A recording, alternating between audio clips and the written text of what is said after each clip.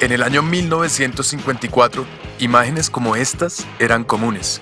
La sociedad de la época no permitía a afrodescendientes en las universidades y los trataba injustamente a causa de una diferencia: el color de su piel. Por ejemplo, les tocaba sentarse en la parte de atrás del bus y no podían usar los mismos bebederos que usaban los blancos. Debían usar bebederos especiales, bebederos solo para negros. Durante muchos años, la población afrodescendiente vivió la injusticia de no tener garantizados los mismos derechos que sí tenían garantizados los que tenían la piel más clara. Sin embargo, muchas personas que sabían que ahí había un problema y que tocaba solucionarlo, lucharon para cambiar esa situación.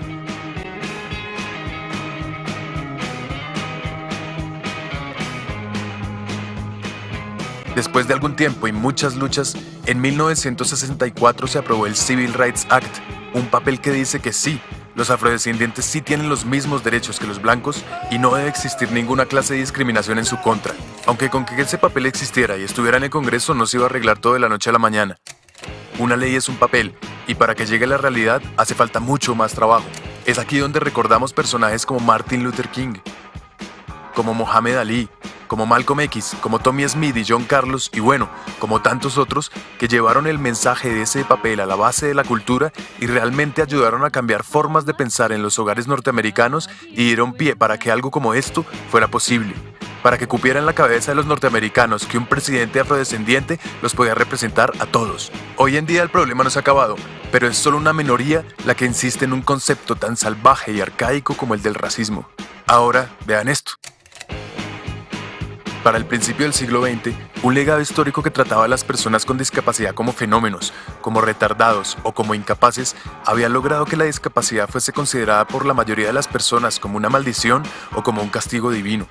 La sociedad de la época entendía las diferencias físicas, sensoriales, intelectuales o psicosociales como algo inaceptable y creyó que lo correcto era esconderlas o construir lugares donde vivieran aisladas. Así, los ciudadanos supuestamente normales se desentendieron de las personas con discapacidad y continuaron construyendo un mundo excluyente, lleno de barreras. Muchos fueron encerrados de por vida en esas instituciones, incluso en contra de su voluntad, para sufrir tratos inhumanos y degradantes. No se les permitía tomar decisiones y se les hizo creer que jamás podrían vivir por ellos mismos. Se les hizo creer que eran menos, que no eran suficiente. De hecho, se los llamó minusválidos. Durante la primera mitad del siglo XX, el pensamiento de los médicos era que las personas con discapacidad debían ser curadas de su enfermedad y que en el momento en que estuvieran sanos, volverían a ser parte de la sociedad.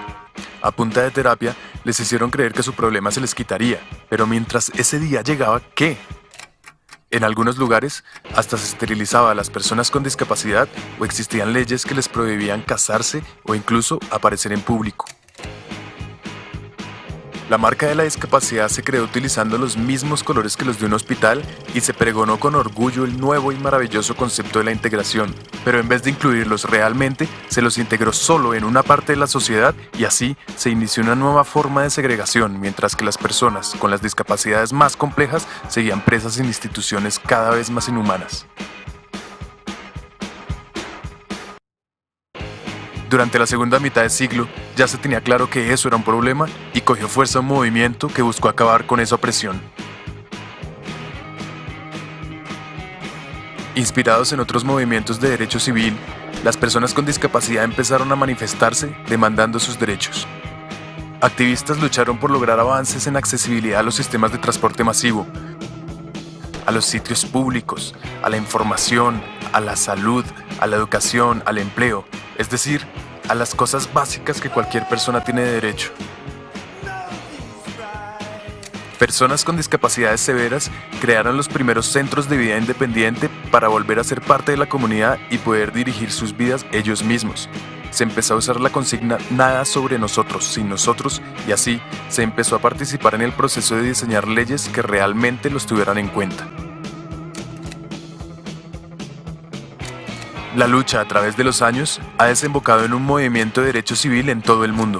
En los países desarrollados y en los que están en desarrollo, las personas con discapacidad demandan sus derechos, demandan su libertad y su igualdad de oportunidades. Y aparte de las leyes que en cada país se han ido desarrollando, en 2006 aparece la Convención de Derechos de Personas con Discapacidad de Naciones Unidas, un instrumento internacional que dice que la discapacidad no la tiene la persona, sino que resulta de la interacción entre personas con deficiencias y las barreras debidas a la actitud del entorno que evitan su participación plena y efectiva en la sociedad en igualdad de condiciones con las demás.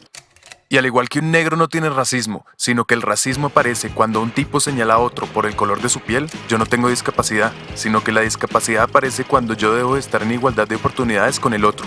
Lo que tienen las personas son algunas limitaciones que pueden sobreponerse gracias a ciertos ajustes que implementados garantizan la igualdad de oportunidades. Y pilas, son la sociedad y el gobierno los que tienen que garantizar estos ajustes. Si no los garantizan, estaríamos aceptando discriminaciones y abusos que a estas alturas no debemos permitir. Entonces, sabemos que no es ni exclusión ni integración lo que necesitamos, sino una verdadera inclusión social. Y es nuestro deber llevar las leyes que tenemos a la calle y producir el cambio de no ver a las personas con discapacidad como unos enfermos, sino como sujetos de derechos, ciudadanos como todos nosotros. Despierten, ayúdenos a cambiar esta situación.